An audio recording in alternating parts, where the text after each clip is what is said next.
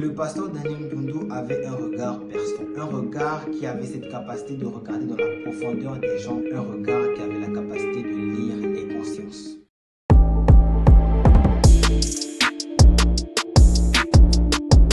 Bonjour à tous, bienvenue sur ma chaîne YouTube pour cette nouvelle vidéo, deuxième partie du témoignage du pasteur Daniel Ndundu. Aujourd'hui, nous allons parler de quelques témoignages des exploits du pasteur Daniel Ndundu. Mais, j'ai une question. Toi, tu me regardes de près, je ne t'ai pas encore abonné. Bon, abonne-toi, active la cloche de notification, like, partage à ton frère, ta soeur, ta cousine, ta nièce, ton neveu, ton oncle. Dans la vidéo précédente, nous avons parlé d'une femme sans utérus et de celle qui souffrait de la tare. Comme les femmes précédentes, d'autres personnes également ont eu la bonne idée, en tout cas la bonne idée de témoigner afin de conserver les archives des exploits du pasteur Daniel Ndundu. Alors, est-ce que vous avez déjà vu quelqu'un planer au-dessus de la terre? No. Ou de quoi avion automatique?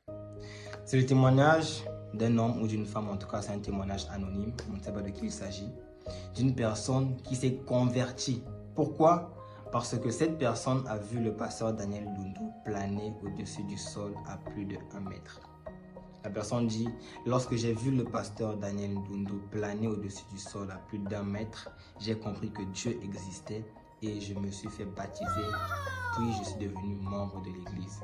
Étant donné qu'il travaillait avec la mission évangélique suédoise, le pasteur Daniel Ndundu a eu l'opportunité d'arriver en Suède. Une fois en Suède, il a fait ce qu'il savait faire le mieux, prier pour les gens, intercéder. Et au travers de ces nombreuses prières d'intercession, plusieurs personnes se sont retrouvées sur le chemin de la guérison via les prières que le pasteur Daniel Ndundu élevait pour eux.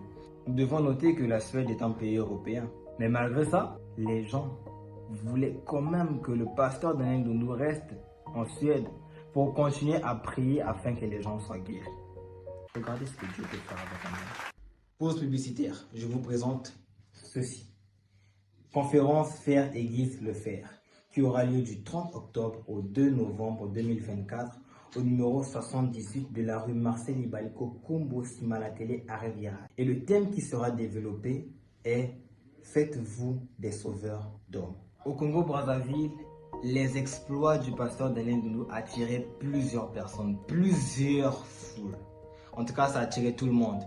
Les chômeurs, les curieux, les malades, les élèves en période d'examen, les célibataires à la recherche de leurs âmes sœurs. Bref, tout le monde qui voulait consulter le pasteur pour obtenir une prophétie.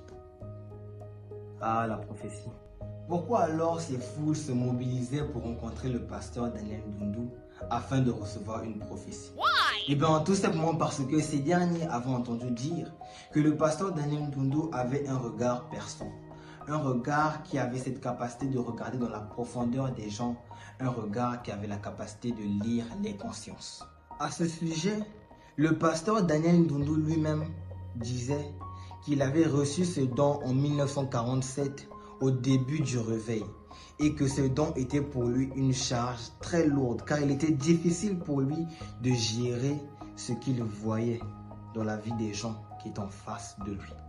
Vous voyez comment les prophètes souffrent. Lors d'une retraite spirituelle à Kindamba, dans son village natal, le pasteur Daniel Ndundu a eu à donner 2 prophéties. Première prophétie, c'est que le président actuel de ce pays allait être destitué.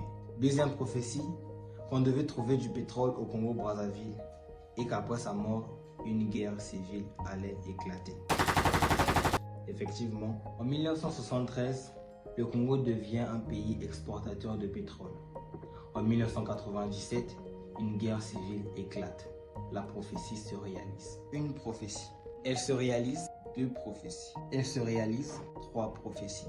Elle se réalise 4 prophéties. Elle se réalise encore 5 prophéties. Elle se réalise. Les prophéties se réalisent les unes après les autres.